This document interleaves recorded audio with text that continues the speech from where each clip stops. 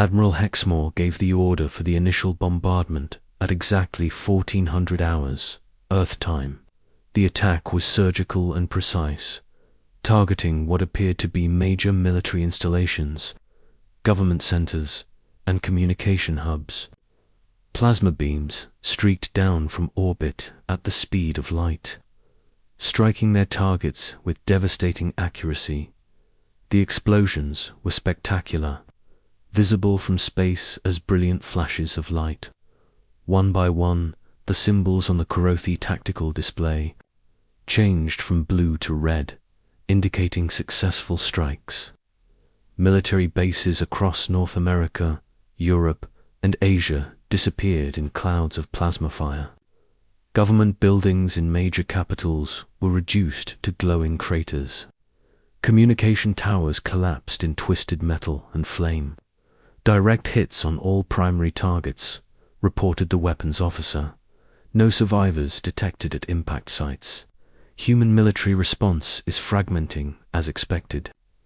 Hexmore watched the destruction with professional satisfaction, yet something nagged at his consciousness.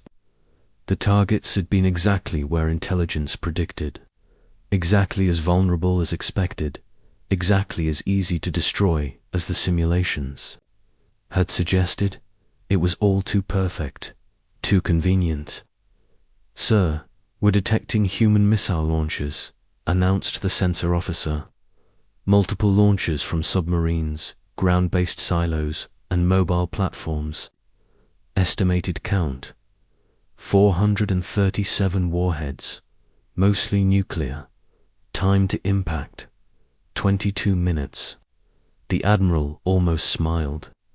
This was the response he had expected from a primitive species. A desperate nuclear strike that would accomplish nothing except to demonstrate their technological inferiority. Karothi shields could absorb the total nuclear arsenal of a dozen worlds without strain. Defensive grid status: all shield generators operating at minimum power, sir. Human nuclear weapons cannot penetrate our defenses even at full strength." As predicted, the human missiles climbed slowly toward the Karothi fleet, their chemical propulsion systems struggling against gravity. The aliens had almost 20 minutes to prepare for an attack that would have no effect whatsoever on their ships. It was almost pitiful. The revelation, what Admiral Hexmore didn't realize, was that the nuclear missiles were not the real attack. As the primitive warheads struggled toward orbit, invisible to Karothi sensors, humanity's true weapons were already in motion. The communication satellites that had been dismissed as harmless suddenly reconfigured themselves, revealing their true nature as orbital railgun platforms. The scientific research stations deployed quantum torpedo launchers that had been disguised as atmospheric monitoring equipment. The primitive space debris that cluttered Earth's orbital space revealed itself as a carefully positioned network of mines and missile platforms. But the greatest surprise came from the moon itself. What the Karothi had dismissed as a lifeless rock suddenly bristled with weapons as hidden bases revealed themselves. The lunar surface, which had appeared empty to alien sensors, was actually honeycombed with military installations that had been constructed over decades using the same stealth technology that had hidden Earth's orbital defenses. "Sir," the Karothi sensor officer shouted in alarm, "we're detecting massive energy signatures from the human orbital space. Unknown weapons platforms are activating across their entire defensive grid." Admiral Hexmore stared at his displays in shocked disbelief. The tactical situation had changed completely in the span of seconds. Where moments before they had faced a defenseless world, now they confronted a sophisticated network of weapons that rivaled anything in the Karothi arsenal. "How is this possible?" he demanded. "Our sensors showed no orbital defenses." "Sir, it appears the humans have been using some form of advanced stealth technology," Their platforms were cloaked using quantum field manipulation that's actually more sophisticated than our own systems. Before the Admiral could respond, the human counterattack began. The nuclear missiles, which had served as a distraction, detonated harmlessly against Corothy shields as expected. But in the moment of brilliant nuclear fire, the real weapons struck. RAILGUN projectiles, accelerated to significant fractions of light speed, slammed into the alien ships with devastating force. The kinetic energy was so massive that even Corothy shields could not absorb it all. Ships that had seemed invulnerable moments before found their hulls buckling under the impact of humanity's most advanced weapons. The ground trap as the space battle raged overhead. The Corothy ground assault began as planned. Transport ships descended through Earth's atmosphere, carrying assault troops to secure major population centers. The landings proceeded according to doctrine: establish beachheads, deploy heavy weapons, begin pacification operations. What the aliens found waiting for them was unlike anything in their experience. The human soldiers who emerged from concealed positions wore armor that seemed to bend light around itself, making them nearly invisible. Their weapons fired projectiles that adapted their trajectory mid-flight, curving around cover to strike. Targets that should have been protected. Captain Morrison's special operations teams had been training for this moment for over a decade. They knew the terrain, they knew the enemy capabilities, and they had prepared surprises that would have impressed the ancient Veilkeepers themselves. Neural disruptors active, Morrison reported from his command post as Corothy soldiers began collapsing around the landing zones. The frequency modulation is working perfectly. Their nervous systems can't adapt to our electromagnetic pulse weapons. The Corothy had brought advanced technology and superior numbers, but they were fighting on humanity's home ground according to humanity's rules. Every building could be a fortress, every street could be a killing field, and every human civilian was potentially a soldier in disguise. General Vasquez coordinated the planetary defense from her hidden bunker, watching as alien landing forces found themselves trapped in carefully prepared kill zones. Phase 3 is proceeding as planned, she reported. Enemy ground forces are taking casualties at a rate of 4 to 1. They're beginning to retreat to their landing zones. The fleet's destruction in orbit, Admiral Hexmore watched his carefully planned conquest dissolve into chaos. The Third Imperial Fleet, pride of the Corothy military, was being systematically destroyed by weapons that shouldn't have existed, wielded by a species that was supposed to be primitive. Fleet status report, he demanded, though he could see the tactical display. Himself. Red markers indicated ships that were damaged or destroyed, and there were far too many red markers for comfort. We've lost 37 vessels, sir, with dozens more reporting critical damage. The human weapons are more advanced than our intelligence. Indicated, they're using adaptive targeting systems that learn from our defensive patterns. How Hexmore shouted. How did we miss this level of technology? The answer came from an unexpected source. Chief Linguist Zara, who had been monitoring human communications, appeared on the command screen from her position aboard the fleet's intelligence vessel. Admiral, I've been analyzing the human communication patterns during the battle. They're not just coordinating their defense, they're learning from us in real time. Every weapon we fire, every tactic we employ, they adapt to counter it. It's not just their technology that's advanced, it's their entire approach to warfare. Before Hexmore could respond, alarms began blaring throughout the ship. The lunar weapons platforms, which had remained hidden until now, opened fire with weapons that dwarfed anything the humans had used so far. Massive energy beams, more powerful than anything in the Karathi arsenal, began systematically targeting the fleet's capital ships. "Sir, the moon," shouted the sensor officer. "It's not a natural satellite. The entire structure is artificial, built around a natural core. It's the largest weapons platform we've ever encountered." The final message as his flagship died around him, Admiral Hexmore finally understood the ancient warning. The humans had not defeated the Veil Keepers through superior technology or overwhelming force. They had won through patience, cunning, and the ability to turn their apparent weaknesses into strengths. The Karathi had seen a divided species and assumed weakness. In reality, humanity's diversity was their strength, allowing them to develop multiple approaches to every problem. The aliens had seen primitive technology and assumed inferiority. In truth, the humans had deliberately concealed their capabilities, presenting themselves as harmless while preparing the most sophisticated trap in galactic history. "Sir, we're receiving a transmission from the Human Fleet Command," reported the communications officer. "They're requesting to speak with you directly." On the main screen, the image of Admiral Sarah Chen appeared.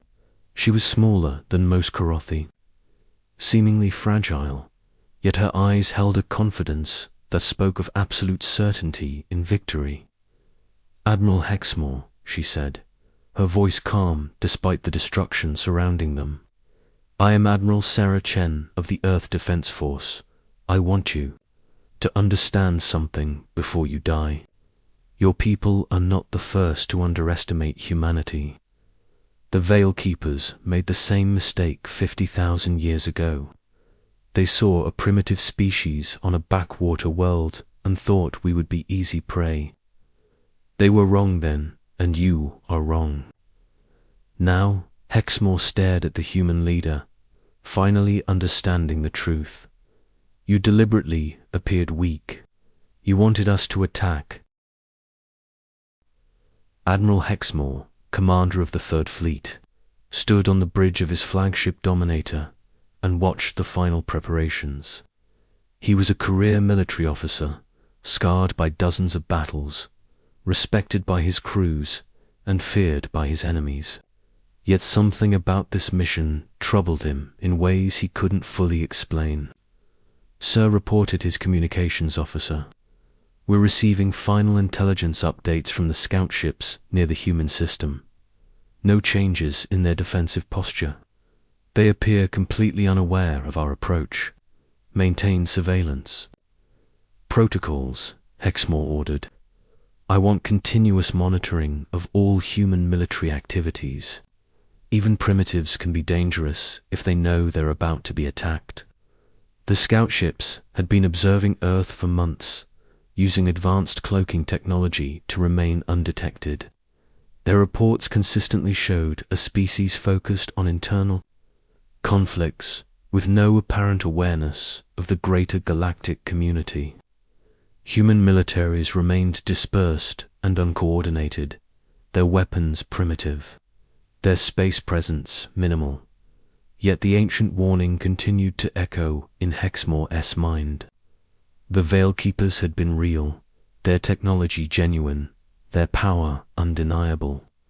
If they had truly fallen to the humans, there had to be something the Karathi were missing. But what could it be? The journey to Earth the Third Imperial Fleet departed. Karathi space with great ceremony, their passage marked by parades and celebrations across the empire. Citizens gathered to watch the massive ships disappear into hyperspace, confident that their military would return victorious with new worlds to exploit and new resources to fuel their expansion. The journey to Earth would take 8 months at maximum hyperspace velocity.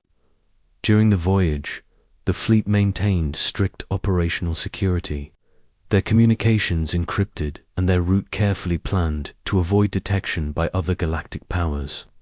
The Karathi had many enemies who would be eager to learn of their latest conquest plans. Aboard the Dominator, Admiral Hexmore used the time to drill his forces relentlessly. Combat simulations ran continuously, testing every possible scenario the fleet might encounter. The results were always the same: overwhelming Karathi victory achieved within hours of engagement. The humans simply lacked the technology or organization to mount effective resistance, yet doubts continued to plague the Admiral's thoughts. During quiet moments on the bridge, he would study the translated warning from the Veil Keepers, searching for hidden meanings or overlooked details. The language was clear and unambiguous. The ancients had possessed vast power, had ruled a galactic empire, had commanded technology beyond current understanding, yet they had fallen to a species that appeared laughably primitive. Perhaps, he confided to his chief of staff during one such contemplation, "We are missing something fundamental about the nature of warfare itself. The ancients may have relied too heavily on their technology, on their apparent superiority. They may have underestimated the importance of adaptability, of cunning, of the willingness to sacrifice everything for survival." His chief of staff, a young officer named Kexrel, nodded thoughtfully. "Sir, our intelligence suggests the humans are remarkably adaptable. Their history shows a species that has survived multiple extinction events, that has spread across their entire planet despite lacking any natural advantages. They may be primitive, but they are survivors." "Survivors," Hexmore repeated, tasting the word. "Yes, perhaps that is what we're missing. Not their technology, not their organization, but their fundamental nature as a species. A race that has learned to survive against impossible odds might be more dangerous than we assume." As the fleet traveled through hyperspace toward its destiny, the Admiral made a decision that would prove crucial in the coming battle. He ordered additional reconnaissance, deeper intelligence gathering, and more detailed analysis of human psychology and tactics. If the humans were truly dangerous, he wanted to understand how and why. Meanwhile, in the depths of space near Earth, ancient sensors that had been dormant for millennia detected the approaching Karathi fleet. Automated systems, left behind by the Veil Keepers as a final gift to the galaxy, calculated trajectories and probabilities. Then, with mechanical precision, they began transmitting a simple message toward the blue-green world that orbited the yellow star. The message was brief, encoded in mathematical principles that any spacefaring civilization would recognize. They come, 8 months, 800 ships, 2 million soldiers. Prepare. On Earth, deep space monitoring stations detected the transmission. Within hours, the message had been decoded and delivered to the highest levels of human government. Operation Silent Shield, humanity's most classified defense protocol, activated for the first time in its 30-year history. The trap was about to be set, and the Karathi Empire had no idea what was waiting for them. The trap springs the calm. Before the storm 8 months after departing Karathi space, the Third Imperial Fleet dropped out of hyperspace at the edge of the Sol system. Admiral Hexmore stood on the bridge of his flagship, watching as 800 warships took perfect formation around the third planet from the Sun. Earth hung before them like a blue marble, its surface swirled with white clouds, appearing peaceful and utterly defenseless. "All ships report ready status, Admiral," announced Fleet Captain Zextar. "Long-range sensors confirm our intelligence reports. No orbital defenses detected, no military satellites, no shield generators. The humans appear completely unprepared for our arrival." Hexmore studied the tactical displays with growing confusion. After months of travel, after endless speculation about the ancient warning, they had arrived to find exactly what their scouts had reported: a primitive world with no apparent defenses. The humans had achieved basic spaceflight, but their presence in space was minimal. A few scientific stations, communication satellites, and research vessels comprised their entire orbital infrastructure. Communications intercepts, Commander Yelvin, the Admiral requested. Standard emergency broadcasts, sir. Multiple human languages, but our translators are functioning perfectly. The usual panic responses, military alerts, attempts to establish communication with us, emergency government meetings. Some of their leaders are trying to organize what they call a unified response, but their communications are completely They might as well be broadcasting their plans directly to us. This was exactly what Hexmore had expected, yet it felt wrong somehow. The ancient warning echoed in his mind as he watched the human response unfold. Where was the trap, the veil keepers had described? Where was the danger that had destroyed a galactic empire? Sir, reported the sensor officer, we're detecting increased activity from human military installations worldwide. Aircraft launching from bases on 6 continents. Naval vessels leaving ports. Ground forces moving to defensive positions. But it's all exactly what we predicted. Scattered, uncoordinated, primitive. The deception begins. What the Karathi could not detect was the true scope of humanity's response. For 30 years, ever since the first deep space sensors had been deployed, human scientists and military leaders had planned for this moment. Operation Silent Shield was not just a defense protocol. It was the most sophisticated deception campaign in human history, in a bunker beneath the Swiss Alps. Admiral Sarah Chen watched the Karathi fleet deployment on holographic displays. Around her, the most brilliant minds in human military science monitored every aspect of the alien formation. The bunker was one of hundreds of hidden command centers, all linked by quantum communication networks that the Karathi couldn't detect or intercept. Phase 1 is complete, reported General Alina Vasquez from her own concealed command post. All decoy targets are active and broadcasting false signatures. The orbital platforms remain cloaked and undetected. Ground forces are in position at rally points Alpha through Zulu. Admiral Chen nodded, her expression calm despite the magnitude of what they were about to attempt. The human race had never faced an enemy like this before, but they had advantages that Karathi couldn't imagine. Humanity had been preparing for interstellar war longer than the aliens realized, and they had learned from every conflict in their violent history. Dr. Webb, status on the Deep Space Detection Grid. Dr. Marcus Webb, architect of humanity's most advanced sensor network, studied his readings carefully. We've been tracking them for 8 months, Admiral. Every ship, every weapon system, every communication protocol. We know their capabilities better than they do. The quantum analysis is complete. Their shields operate on frequencies we can disrupt. Their weapons use targeting systems we can fool, and their tactics follow patterns we can predict. Excellent.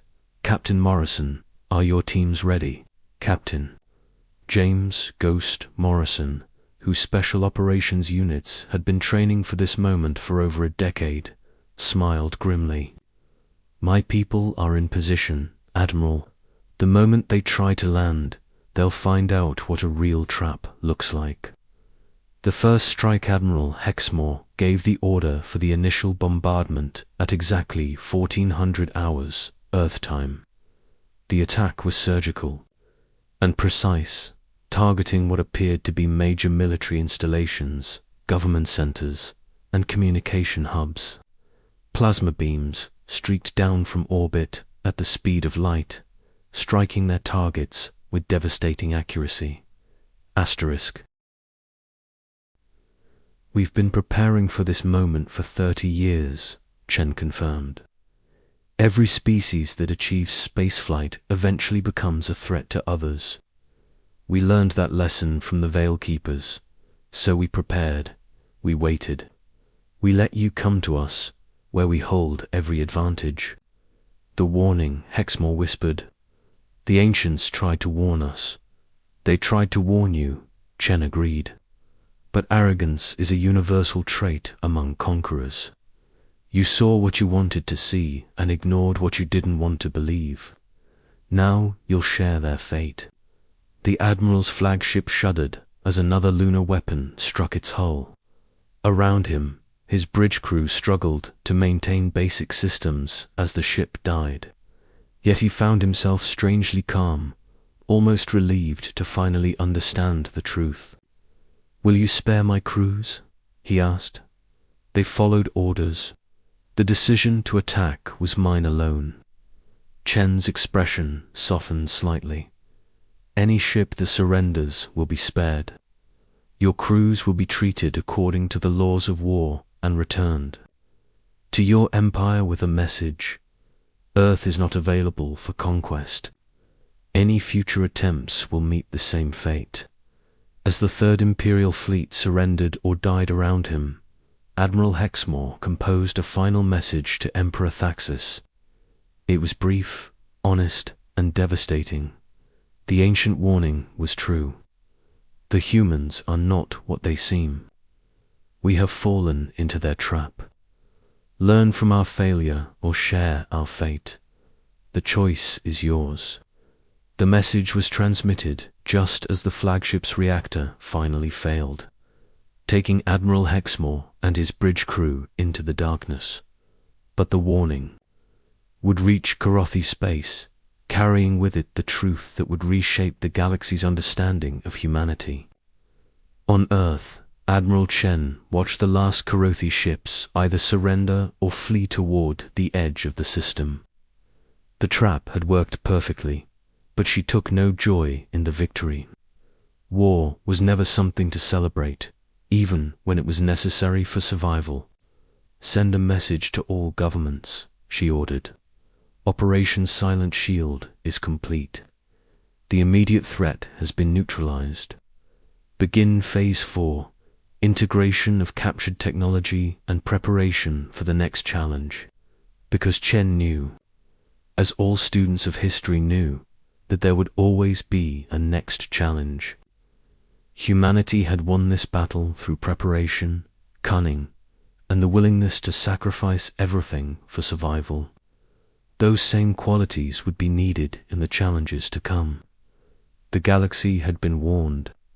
Earth was not a world to be conquered. It was a world that conquered those who tried to conquer it.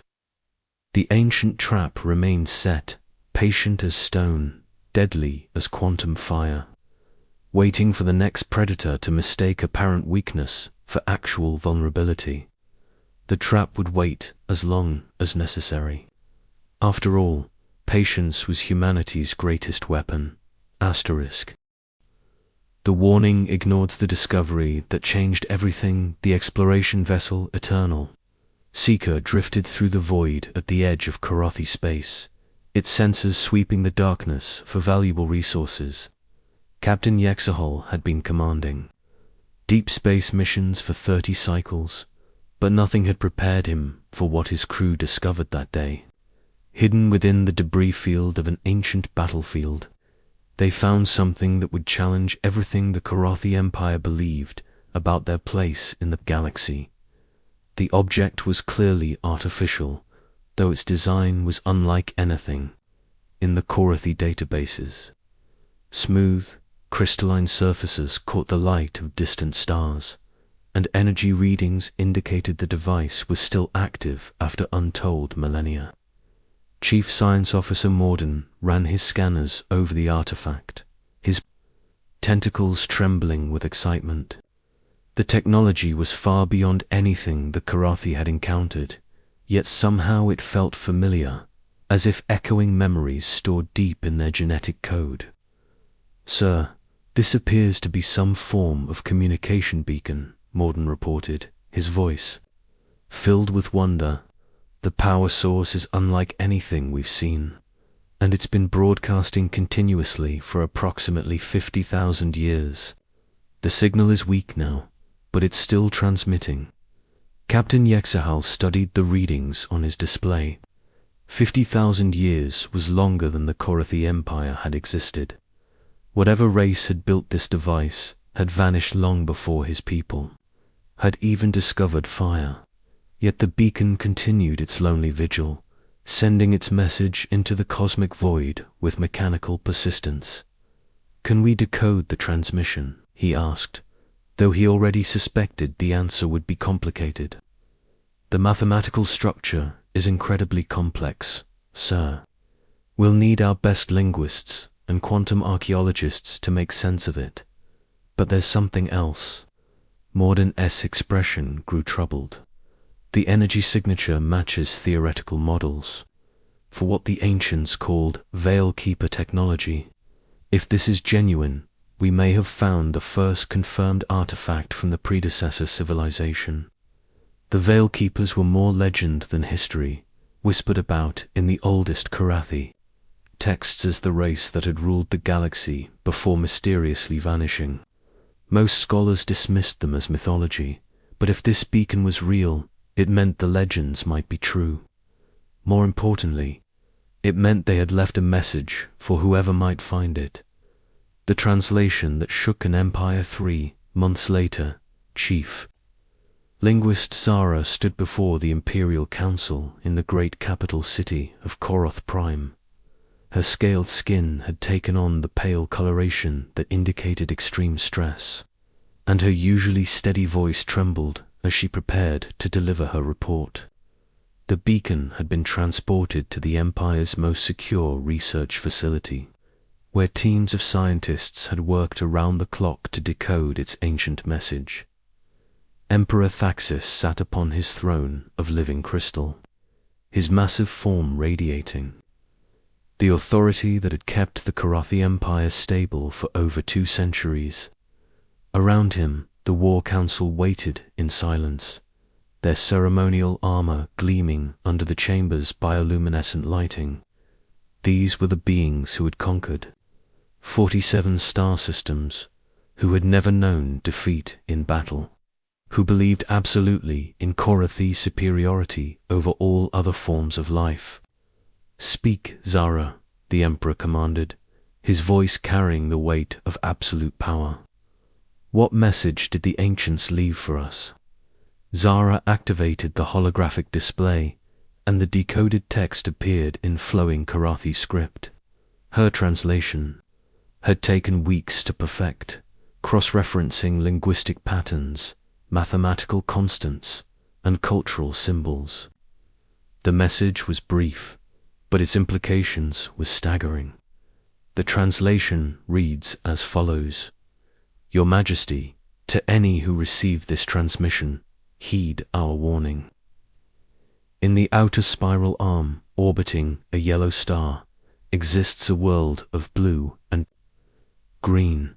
The inhabitants call themselves humans. They appear weak, divided, primitive. This is their greatest deception. We ruled 1,000 worlds, commanded fleets beyond counting, possessed technology that bent reality to our will, yet we fell to them. They are not what they seem. They are evolution's perfect trap, patient as stone, deadly as quantum fire. Do not seek them, do not wake them. We are the last to warn you. Learn from our extinction." Silence filled the chamber like a physical presence. The War Council exchanged glances, their expressions ranging from confusion to disbelief. Emperor leaned forward on his throne, his massive claws clicking against the crystal armrests.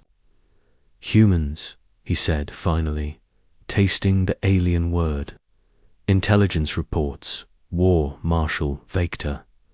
What do we know of this species?" War Marshal Vector, veteran of 30 campaigns, an architect of the Empire's greatest victories, activated his own display. His research had been thorough, drawing from the Empire's vast intelligence network. The data painted a picture that seemed to contradict everything the ancient warning claimed.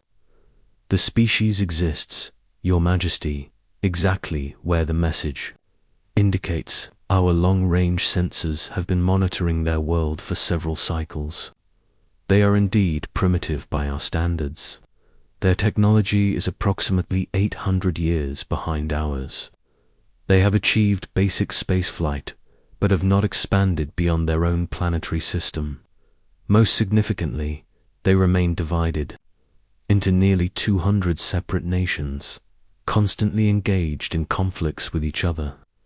The War Marshal's display showed images of Earth captured by Korathi spy satellites.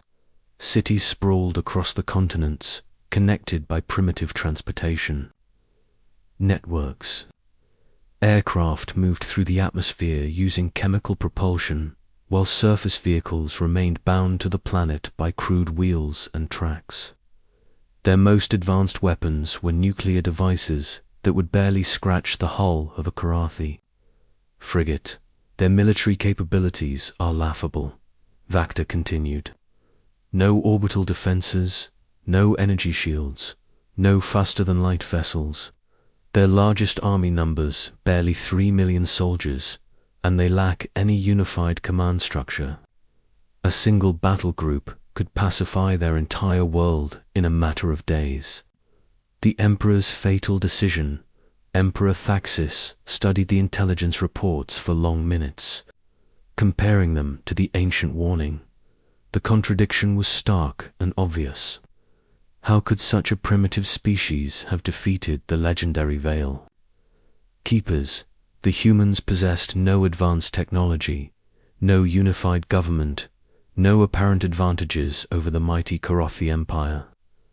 Perhaps, he said slowly, the ancients were not as powerful as legend suggests. Or perhaps this warning is meant to protect valuable resources on the human world. Fear tactics have been used before by weaker species hoping to avoid conquest. Chief linguist Zara stepped forward, her scientific integrity compelling her to speak despite the danger of contradicting the Emperor. Your Majesty, with respect, the mathematical complexity of the beacon's construction suggests the Veil Keepers possessed technology far beyond our current capabilities. If they truly fell to these humans, perhaps we should consider the possibility that appearances can be deceiving. The Emperor's expression darkened at the implied challenge to his judgment. Around the chamber, the War Council shifted uncomfortably. No one questioned the Emperor's wisdom without consequences.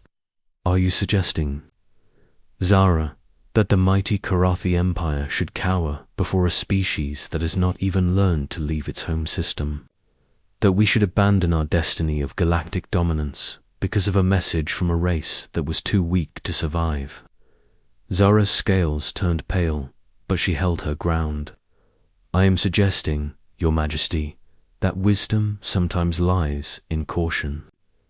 The ancients saw fit to warn us. Perhaps we should heed that warning. No, Thaxis declared, rising from his throne. His massive form dominated the chamber, a living symbol of Korathi power. The ancients are gone, extinct, forgotten. We are here, we are strong, and we will not be deterred by the ghosts of failed civilizations. If the humans possess something valuable enough to inspire such deception, then we shall take it. If they are truly dangerous, then we shall eliminate the threat before it can grow.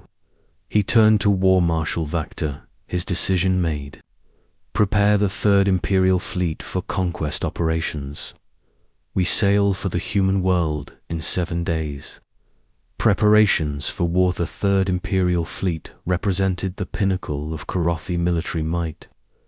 800 warships of various classes, from swift corvettes to massive dreadnoughts, each one a masterpiece of engineering and destruction. The fleet carried 2 million soldiers, 10,000 vehicles, and enough firepower to reduce entire continents to molten glass. It was, by any measure, the most powerful military force ever assembled by the Karothi Empire. War Marshal Vactor oversaw the preparations with professional efficiency.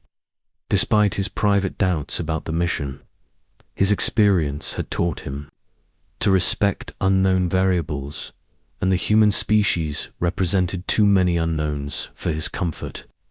Still, orders were orders, and the Emperor's will was absolute. The loading bays of the fleet's massive carriers filled with troops and equipment. Karothi soldiers, each one a product of generations of selective breeding and genetic enhancement, checked their weapons and armor. Their exoskeletons could withstand planetary bombardment.